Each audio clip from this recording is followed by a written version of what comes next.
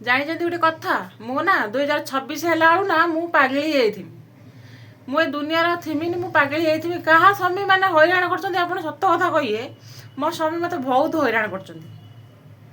କ'ଣ କରୁଛନ୍ତି ଜାଣିଛନ୍ତି?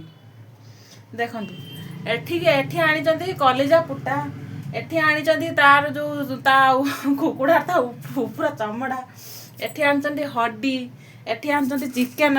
ମୁଁ କଉଆକୁ ମୁଁ ଆଜି ବନେଇକି ସାରିମି। ଆଜି ମୁଁ ରାତି ପାହିଯିବ ମୋତେ, ମୁଁ ପୁଣି ସକାଳୁ ଉଠିଲେ ଡ୍ୟୁଟି ଯିମି। ପୁଣି ଏପଟର ବନେଇବା ପାଇଁ କହୁଛନ୍ତି, ପୁଣି ସେପଟର ମୋବାଇଲ ଦେଇ ଠିଆ ହେଇଛନ୍ତି, କହୁଛନ୍ତି ତୁମର ଭିଡ଼ିଓ ସୁଟ୍ କରିବୁ। ମୁଁ ମଣିଷ ନା ମୁଁ ଗୋଟେ ପଶୁ, ନା ମୁଁ କ'ଣ ଗୋଟେ ଜାନୁଆର? ପୁଣି ଏପଟ ଡାକୁଛନ୍ତି ଧରିକି ମୋବାଇଲ ଡାକୁଛନ୍ତି, କହୁଛନ୍ତି ମୁଁ ଏପଟ ରୋଷେଇ କରିମି। ପୁଣି କହୁଛନ୍ତି ଚିକେନ ପକୋଡ଼ା କରିବୁ, ଚିକେନ ଚିଲ୍ଲି କରିବୁ, ଚିକେନ ତରକାରୀ କରିବୁ। ପୁଣି ସକାଳ ତରକାରୀ, ମାଛ ତରକାରୀ ଅଛି, ଭଜା ଅଛି।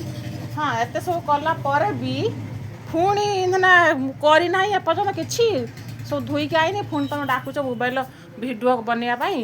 ମୁଁ କ'ଣ ପାଗଳ? ମୁଁ ଏଠି ସାରିମି ନା ମୁଁ ସେଠି ତମର କରିମି କହିଲେ ମୋତେ ଗୋଟେ କଥା?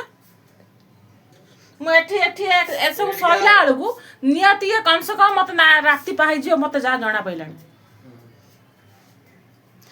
କାହା ସ୍ୱାମୀ ଏଇଭଳିଆ ହଇରାଣ କରୁଛି ମୋତେ ସତ କଥା ଆଜି କମେଣ୍ଟରେ ଜଣେଇବେ। ବହୁତ ମୋତେ ହଇରାଣ କରୁଛନ୍ତି, ଖାଲି କହୁଛନ୍ତି ଚିକେନ ରାନ୍ଧ, ଚିକେନ ତରକାରୀ କର, ଚିକେନ ପକୋଡ଼ା କର, ଚିକେନ ଚିଲ୍ଲି କର। ମୁଁ କ'ଣ ପାଗଳଟେ?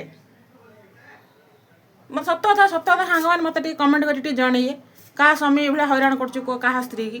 ଆମେ ଯିବା ଥାନାକୁ ଏଫଆଇଆର ଲାଗିତେ। ରହୁଛି, ଗୁଡ୍ ନାଇଟ୍।